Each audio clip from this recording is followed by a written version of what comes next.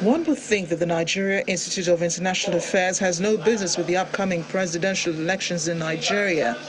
But as recent events at Chatham House have shown, Nigeria's foreign policy is a reflection of its domestic policy and politics. Hence the Institute's decision to organize a platform for presidential candidates to exhibit their understanding of this. The first guest honoring the invitation is the presidential candidate of the Social Democratic Party, the SDP, Prince Adewale Adebayo, who spoke on the topic, the world of Nigeria and Nigeria in the world, foreign policy as an adjunct of domestic priorities. Before I go out to do the diplomacy of collecting more, I must do the domesticity of using what I have well. The first priority of our government is abolition of poverty. And it has its own diplomatic side. The majority of it has to do with accountability in our government at home. During a question and answer session after, he takes on topics such as the state of Nigeria's missions abroad, insecurity in Africa, a war in Ukraine, among others. We have to do economic diplomacy, we have to do security diplomacy, we have to do humanitarian diplomacy.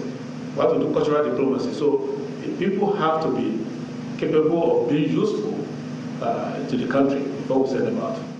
It's a robust conversation among former career diplomats, traditional rulers, Nigeria security forces, journalists and researchers at the NIIA. Prince Adebayo later emphasizes his confidence at winning the upcoming polls.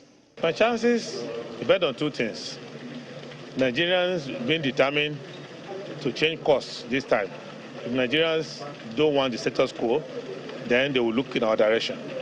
Second, we've been making the case that there's less risk in voting for someone like me who is coming for the first time than sticking with a status quo they know is sure to fail. The Director General of the NIIA, Professor Hosal Sagai, explains why fora like this is important for all seeking political office.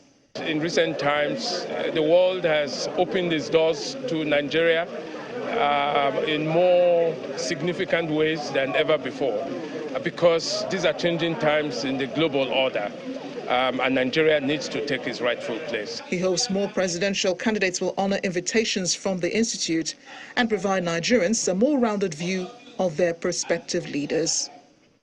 Amarachi Ubani, Channel Television News.